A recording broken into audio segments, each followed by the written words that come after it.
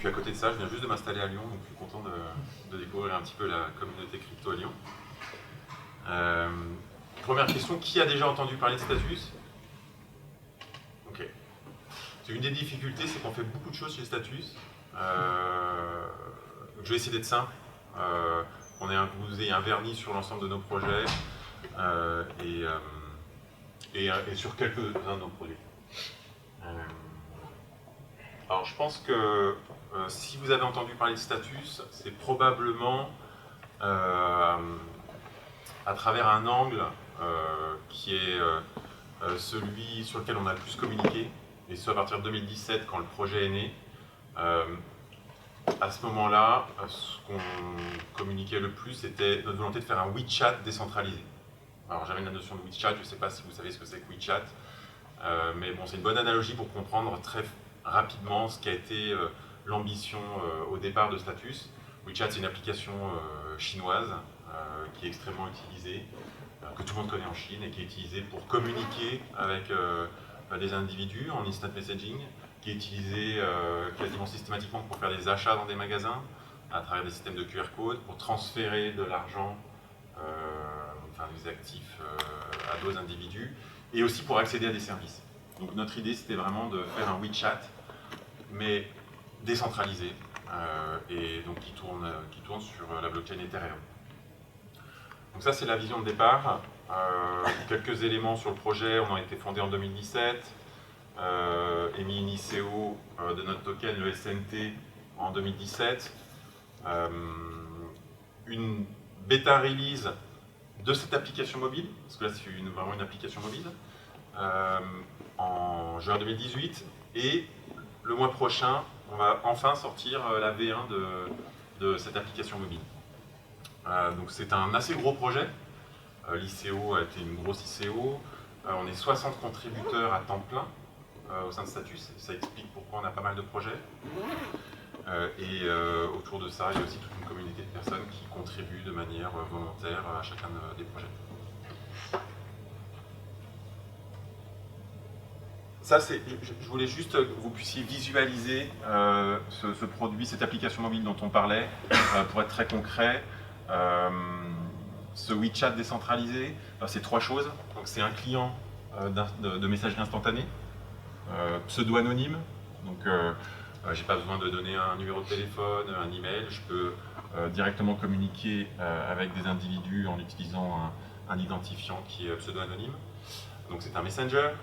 C'est aussi un portefeuille numérique, donc qui me permet d'accéder et de gérer les actifs numériques, donc de transférer de l'Ethereum, des tokens, de les envoyer à travers le messenger à d'autres personnes. Et c'est aussi un browser d'applications décentralisées. Donc avec cette application, je peux aussi accéder à toute une panoplie de services avec la même application. J'y reviendrai plus en détail. Voilà, enfin, ce que je voulais souligner, c'est que Status, c'est beaucoup plus que ça. C'est souvent sous cet angle-là qu'on nous connaît, mais la mission, elle est beaucoup plus large. Donc on a un écosystème de projets. Comme on va le voir, il y a une dizaine de projets chez Status, qui permet à des individus d'effectuer des transactions, de communiquer et de s'organiser de manière sécurisée, libre et souveraine. C'est vraiment notre mantra. C'est ce qui unifie tous les projets sur lesquels on travaille. Un écosystème de projets, ça veut dire, il y a une dizaine de projets, chacun, enfin ils sont tous open source, ils sont tous libres, chacun peut y contribuer, chacun peut les forquer pour les utiliser dans ses propres applications. Ils se complètent les uns les autres, ils forment un écosystème, et ils utilisent tous des technologies blockchain peer-to-peer. Effectuer des transactions, donc typiquement transférer des actifs numériques, communiquer, donc l'instant messaging, dont on parlait principalement, et s'organiser. S'organiser, c'est une notion plus générale, mais typiquement, ce qu'on entend par là, c'est accéder à des services décentralisés, des DApp, qui permettent en pair à pair, sans autorité centrale, à des individus d'accéder à des services. On peut imaginer un Uber décentralisé, un Airbnb décentralisé, une DAO. Donc voilà, c'est C'est vraiment ce qui constitue notre mission. De manière sécurisée, libre et souveraine, la notion de souveraineté, elle est importante. Ça signifie en fait rendre aux individus ce qui leur appartient, donc leurs droits, ça peut être leurs données, leur identité. Voilà, c'est au cœur de la blockchain, mais c'est quelque chose auquel on accorde beaucoup d'importance. Alors concrètement, qu'est-ce qu'on construit? 3 catégories de choses. On construit des produits, donc c'est des choses qui sont directement utilisables. On construit aussi des outils et de l'infrastructure. Alors, très rapidement, parce qu'il y a 10 projets chez Status. Alors, vraiment très rapidement, les produits, il y a Status, l'application mobile dont on parlait. Donc là, c'est ça, ici. On fait Keycard, qui est je reviendrai plus en détail, mais qui est un framework de développement de cartes à puce pour le monde crypto. On fait Assemble, qui est une DApp de crowdfunding de projet. Taylor Network, qui est une DApp également, qui permet à des individus d'échanger de la crypto contre de la monnaie fiduciaire. Et Dapps, qui est un portail d'accès à des Dapps. Donc ça, c'est vraiment nos produits finaux. On fait des outils, donc Embark et Subspace sont des environnements de développement de Dapps. Et de l'infrastructure. Donc là, on travaille sur des couches plus fondamentales de la blockchain. Nimbus, qui est un client Ether 2.0, donc léger, qui est développé en NIM. On travaille sur une implémentation P2P en NIM. Et VAC, qui est une proposition de status d'amélioration du protocole Whisper pour le messaging sur les blockchains Ethereum. Voilà. Toute une panoplie de projets. Moi, je vais vous parler un petit peu plus de l'appli Status et de Keycard, parce qu'on ne peut pas tout couvrir, évidemment. Si on veut voir une vue d'ensemble de ce qu'on fait chez Status, on voit comment ça marche. Donc, les différents produits dont on parlait, les outils de développement, l'infrastructure. Et on a 2 socles qui sont vraiment importants pour nous, donc je voulais les mentionner. Ce sont nos principes et puis notre token. C'est vraiment des socles dans notre travail. Les principes, donc chez Status, on a 10 principes, ils sont vraiment au cœur de notre travail.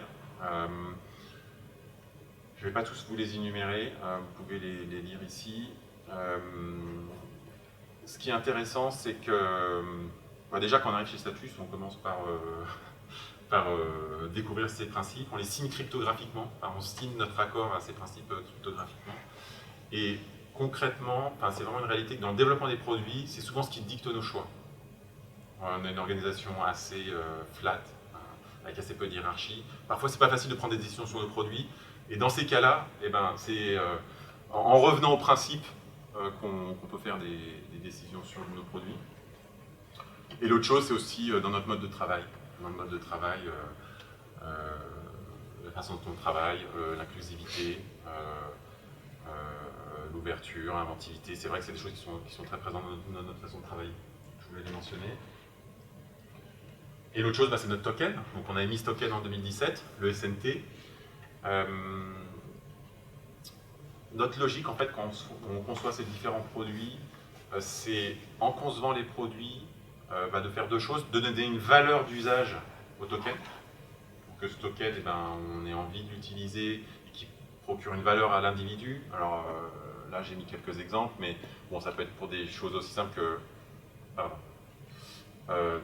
d'acheter des stickers sur le client de messaging, s'enregistrer un domaine ENS, voilà, tous ces...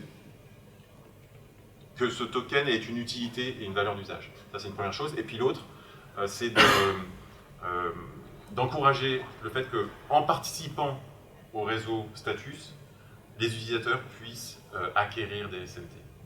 Donc là, un exemple, par exemple Tribute to Talk, qui est aussi un petit exemple, mais l'idée, il illustre l'idée, c'est dans le terme d'instant messaging, vous pouvez dire si vous voulez me contacter, il va falloir que vous m'envoyez 10 SNT, par exemple. Donc c'est vraiment la logique, on veut créer un usage autour du SNT dans nos différents produits.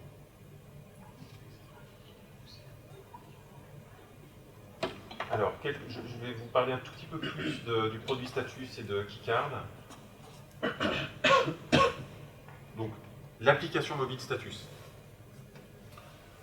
Donc, on l'a vu, ce slide, 3 choses. Un Messenger, une wallet, donc un portefeuille numérique, et un browser Web 3. Alors, le client d'Instant Messaging, il tourne entièrement sur Ethereum. Donc, il est évidemment... alors, on utilise le protocole Whisper aujourd'hui, qui fait partie des spécifications Ethereum, du DEF P2P. On est en train, c'est ce que je vous mentionnais, de travailler sur VAC, donc qui est une amélioration du protocole Whisper. Voilà, il y a un certain nombre de caractéristiques à ce client. Évidemment, il est encrypté end-to-end. Il respecte les principes de perfect forward secrecy. C'est-à-dire que si quelqu'un découvre votre clé privée, le passé de vos échanges n'est pas compromis. Il est pseudo-anonyme, ça je le mentionnais aussi, c'est-à-dire que quand vous téléchargez l'application Status, vous pouvez le faire, vous allez avoir une identité qui est une suite de 3 mots en fait. Vous n'avez pas besoin de rentrer un numéro de téléphone ou un email, vous êtes automatiquement une suite de 3 mots. Vous pouvez ensuite enregistrer un domaine ENS pour avoir un nom et remplacer ces 3 mots. Et ce qui est intéressant sur ce Messenger, c'est qu'il est, il est incensurable en fait. Enfin, sa vocation finale en fait, c'est de résoudre un problème des WhatsApp, Telegram, qui sont aujourd'hui censurables. Quand en Crimée, il y a un mouvement contre la Russie peut faire pression sur l'entité légale de Telegram pour venir fermer le service. Là, on est sur Ethereum, on est décentralisé, donc le service il est crypté et non censurable. Donc c'est vraiment, la vocation de ce client. Quoi d'autre? On peut créer, on peut discuter dans des chats privés, bien sûr, une personne avec une. On peut créer des groupes privés de chat et puis des public channels. Donc là, si vous téléchargez Status aujourd'hui, concrètement, vous allez créer vous allez avoir un secret, une clé privée dans le client Status. Donc vous allez avoir un mnémonique. Mais à partir de là, vous allez avoir automatiquement cette identité avec les 3 noms. Et vous allez pouvoir créer un groupe de discussion. Un public channel ici, juste, en 2 secondes, littéralement, vous faites créer un public channel, dièse un nom, et ce channel existe, et n'importe qui peut aller sur ce channel et communiquer. C'est vraiment super simple de créer des groupes de discussion. Et si vous téléchargez l'appli, là, toutes les discussions sur ce produit-là, par exemple, c'est dièse status core.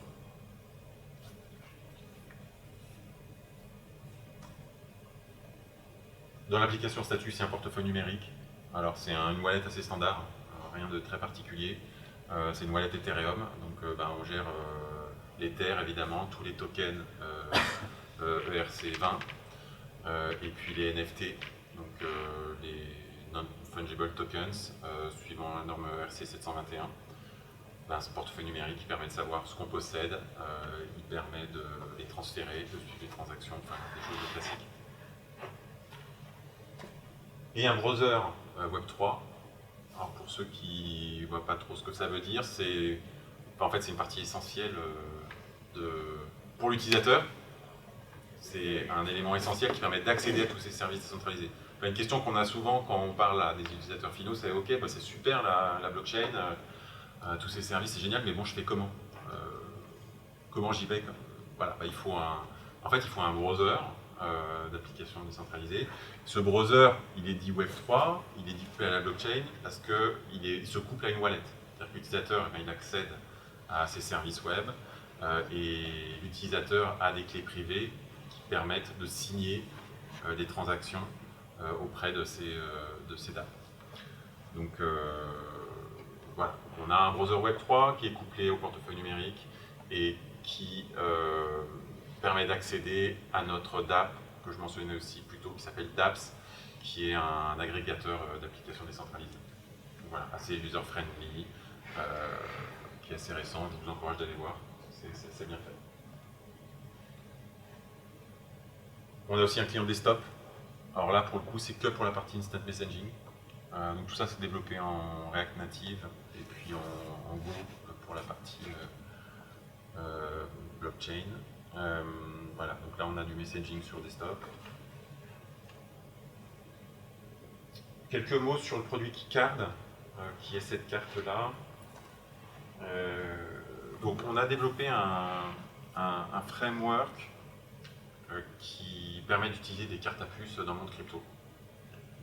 Donc encore une fois, c'est complètement open source, c'est complètement ouvert.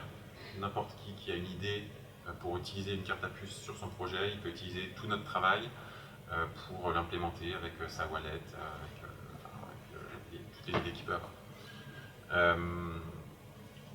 On pense que ça a du sens parce que ces cartes, c'est un vecteur de sécurité et d'adoption de la blockchain. Concrètement, une carte comme ça vient stocker une clé privée ou un seed, enfin, peut être vraiment un seed complet au sens BIP 32, et ça vient signer les transactions dans la carte. Pour faire très simple, c'est ça. Ça stocke de façon très sûre une clé privée et une application mobile par exemple, en sans contact avec mon téléphone, mon application peut créer une transaction et la transmettre par un tap comme ça sur mon téléphone à la carte, et c'est la carte qui signe, évidemment, puisqu'on ne veut pas que la clé privée sorte de la carte. Ça c'est important parce que aujourd'hui, dans une wallet, si vous n'avez pas ce genre de choses, et si vous n'avez pas un ledger ou un trésor, parce que fonctionnellement, alors, ça va venir remplacer un ledger ou un trésor. Vos clés privées, elles sont soit ici, soit pire sur le réseau, et on pense que c'est important de rendre aux utilisateurs leurs clés privées, en fait, leur rendre la propriété de ces clés privées. Donc ça apporte de la sécurité, et voilà, la sécurité parce que ces cartes à puce, en fait, vous en avez tous sur vous. Là, dans chacune de vos cartes bancaires ou dans chacun de vos téléphones, vous avez l'équivalence qui est ici. C'est une Java Card. Il y en a des millions qui sont produits chaque mois. C'est le fruit de dizaines d'années de recherche sur la sécurité hardware. Donc c'est très sûr au niveau hardware. C'est-à-dire que si je fais voler cette carte, ça va coûter très très cher à un attaquant pour venir attaquer mes clés privées. Il va lui falloir beaucoup de matériel. C'est des coûts qui sont à plusieurs millions d'euros pour récupérer les clés privées d'une carte de ce type-là. Voilà. Et l'autre élément important, c'est que c'est pas cher. Parce que voilà, il y en a des millions qui sont fabriqués, c'est une commodité. Donc une carte comme ça, ça coûte quelques dollars. Donc on pense que c'est important pour l'adoption aussi de la blockchain. On pense que ce type de cartes, elles peuvent presque être données. Elles peuvent contenir des actifs numériques au moment où elles sont données. On peut les acheter dans des magasins avec des tokens. C'est quelque chose de concret, c'est tangible. Voilà, c'est quelque chose qui peut aussi amener les masses à la blockchain. Voilà, pourquoi on passe autant d'efforts sur ce produit-là, pour des enjeux de sécurité et d'adoption. Et globalement, les usages, il y en a deux. Hardware wallet, pour ceux qui ont un ledger ou un trésor, par exemple, cette carte, elle fait la même chose. Elle coûte beaucoup moins cher.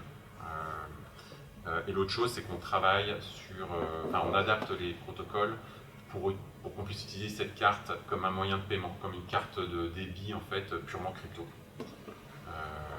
La vision étant qu'on veut qu'un magasin puisse facilement accepter des paiements purement en crypto et donner à ses utilisateurs des cartes de ce type-là. J'ai vu à Lyon, il y a la Gonette, j'ai découvert ça, la Gonette numérique. Voilà, ce serait génial si à Lyon, tous les commerçants qui acceptent la Gonette numérique, parce que j'ai vu qu'il y en avait un paquet, je crois que c'est plus de 50, pouvaient distribuer aux utilisateurs de Gonette numérique une carte de ce type-là, pour que quand je vais chercher mon pain dans mon commerce, au lieu de sortir une application, j'ai juste à faire un tap de ma carte sur le téléphone du commerçant.